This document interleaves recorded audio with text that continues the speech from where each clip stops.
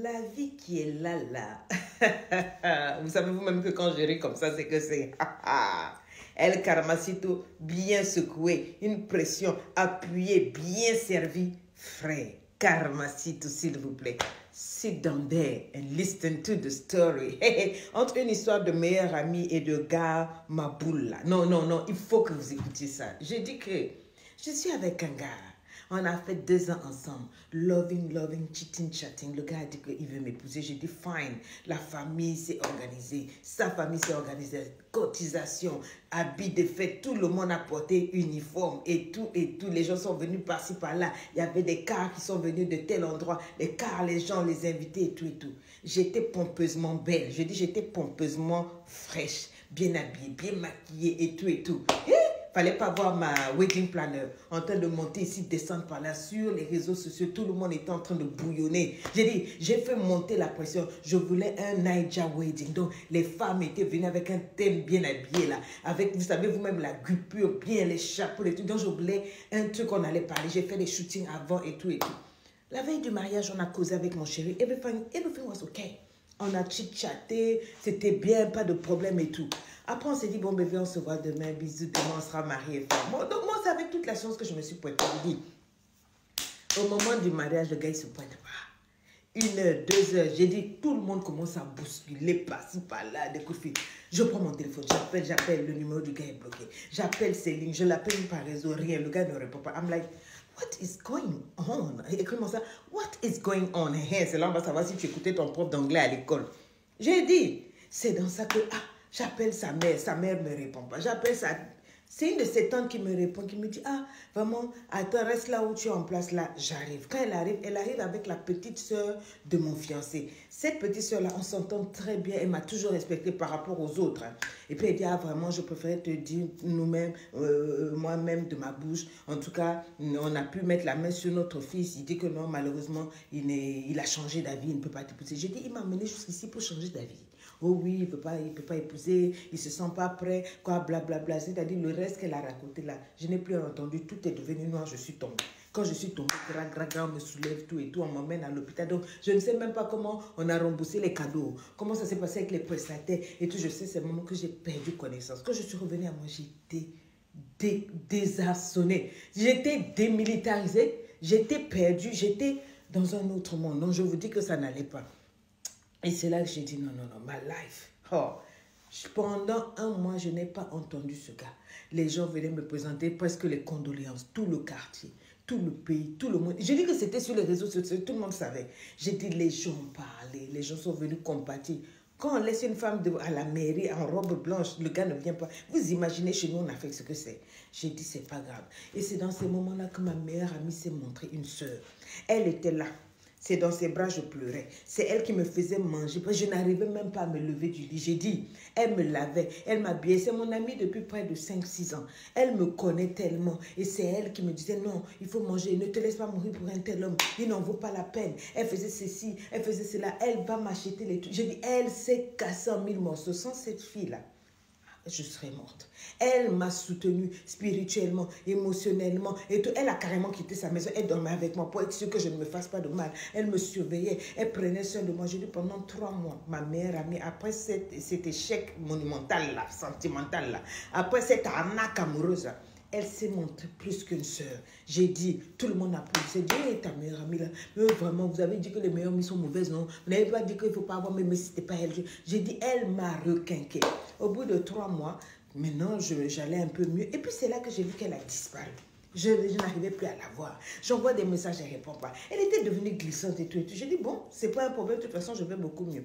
Et puis, entre-temps, j'ai recommencé à prier et tout et tout. Et puis, je suis allée à l'église. Et il y a un gars qui m'a vu là-bas. Le pasteur m'a fait appel. Il m'a dit, je sais que tu étais fiancée, il y a eu ça, vraiment, on rend grâce à Dieu de ce que tu vas beaucoup mieux.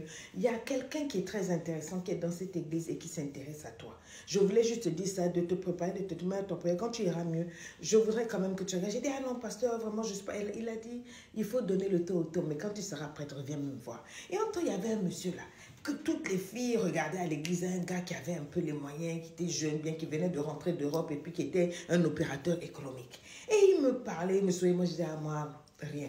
Et puis au bout de 6 mois, 9 mois, le pasteur m'a appelé. Qu'est-ce que tu dis par rapport à tout que la personne veut te rencontrer? J'ai dit, ok, c'est là qu'on a amené cette personne-là, c'est cet homme-là que tout le monde regardait. Et puis cet homme-là a su parler à mon cœur.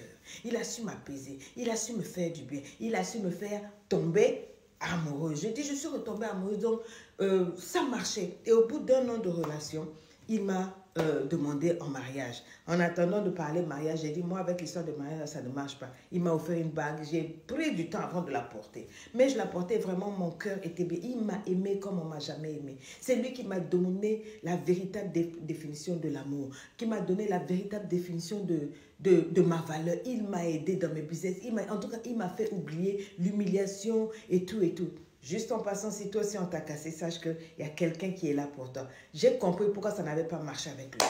Et puis c'est là qu'un jour, je me balade avec mon chéri, puis je rencontre la petite sœur de mon ex. Quand elle me voit, elle me dit, hey, je voulais te voir ma chérie, comment ça va, et tout et tout. En tout cas, je cherchais à te voir même pour te dire que mon frère va se marier. J'ai dit, ah bon, c'est très bien. Elle dit, ah mais je préfère te dire la vérité, il se marie avec ta meilleure amie. Je n'avais pas voulu te choquer, mais la veille même du mariage, j'ai vu ta meilleure amie, là, elle a quitté la chambre de ton fiancé, là, tard le soir, et elle allait fréquemment lui rendre visite, puisque j'habitais avec mon frère.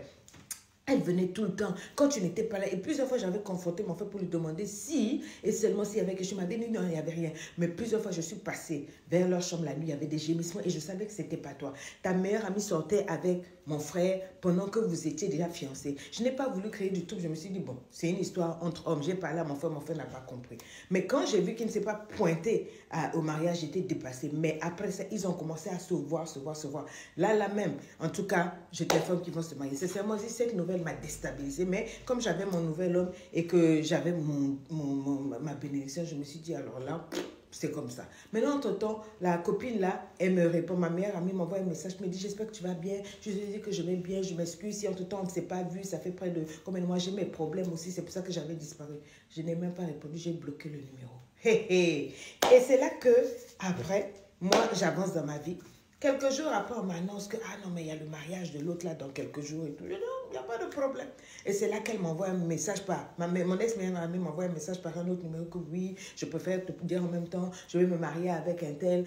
Après votre rupture, bien après, on s'est rapprochés, on est tombé amoureux. Je ne veux pas que tu penses que j'étais poignardée dans le dos, j'étais fait ceci, j'étais fait ceci. Je n'ai même pas répondu. Je suis restée, pour moi, calme, je l'ai bloqué. J'ai bloqué tous les numéros là. Et puis, le jour où il devait se marier, j'attends que bam, bam, bam, le gars lui a fait même chose. Il ne s'est pas pointé. Il n'est pas allé devant le mec. Il l'a lâché. Ce qu'il m'a fait là, il lui a fait ça en grand caractère, dans un cadre bien décoré. Boum, il ne faut pas la voir. Maintenant, un jour, j'étais assis chez moi, en train de finir de naquer avec mon homme, et puis on frappe à ma porte. Je me lève, je m'en vais, j'ouvre la porte. Il ne faut pas voir mon ex-meilleure amie, bien enceinte là, en train de pleurer et tout. Est-ce que tu es au courant? Ce qu'il m'a fait, il m'a fait, je pensais que nous avons quelque chose de différent. Ça s'est passé après toi. J'ai dit, tu sais, tu arrêtes de me prendre pour une conne. Je ne sais pas ce que tu fous ici, ça c'est un. De deux, tu n'es pas ma meilleure amie. De trois, tu veux que je te sorte les preuves comme quand tu sortais avec mon gars, pendant que je sortais avec lui. Elle s'est arrêtée. Oh, mais j'ai dit, je te sors toutes les preuves. Toute la famille a tout dit. Après, il s'est mis à genoux. Pardon, tu es ma meilleure amie. Au nom de tout ce qu'on a traversé, ne laisse pas un homme nous séparer. Un homme ne peut pas nous diviser. Patati, patata. J'ai dit, façon, j'ai poussé Gola avec sa grossesse. J'ai dit, tu dégages de chez moi. Mon gars est arrivé, il était dans la maison, il m'entendait crier. Qu'est-ce qui se passe? J'ai dit, pardon, emmène cette fille dehors. Donc, elle était là. Elle commence à crier, oh, cet homme-là m'a tué, ça c'est ma soeur, tu es ma soeur, au nom de Dieu, pardonne-moi, quoi. J'ai dit, mettez-la dehors, les gens étaient là, non, toi aussi, il faut pardonner. Puis elle est partie parler, les gens m'appellent, me disent que non, il faut avoir un grand cœur, tu vois, toi au moins Dieu t'a replacé quelque part, il faut aider l'autre, c'est ta soeur, depuis l'enfance. J'ai dit, moi là, et vous et elle, allez au diable, calez en l'air.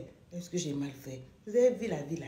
Le karmacite aussi, on ne bouge pas trop. Il n'a même pas fallu un an et demi pour que je trouve mon bonheur et qu'elle trouve son malheur. Ça finit toujours mal, meilleure amie.